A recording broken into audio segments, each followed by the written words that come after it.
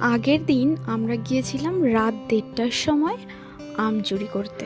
মারাত্মক ভয় লাগছিল এটা ভেবে আম গাছে আবার পেতনি ফেতনি বসে নেই তো, তাহলে আমাদের আম খাওয়া হলো আজকে। লাকিলি তেমন কিছু হয়নি, আমরা প্রায় 1 থেকে 1.5 কেজি আম পেড়ে নিয়ে এসেছি, ঠিক এমন সাইজের, দেখতেই পাচ্ছ।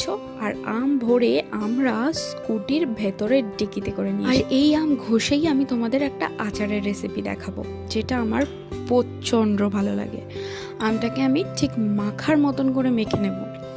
প্রথমেই আমটাকে ঘষুনি দিয়ে ঘষে নিয়েছি, সর্ষে এবং কাঁচা লঙ্কা বেটে অনেকটা চিনি, নুন এবং সামান্য গুঁড়ো লঙ্কা দিয়ে, আর সবশেষে দিতে হবে কাঁচা তেল, এটা দিতেই হবে। তো ভালো করে মেখে নিতে হবে। এক্সট্রা যে জলটা বেরোবে সেটা তোমরা খেয়েও নিতে পারো অথবা ফেলেও দিতে পারো। তারপরে কড়া রোদে প্রায় 4 থেকে 5 দিন রেখে শুকনো করে নেবে, দেখবে দুর্দান্ত লাগে।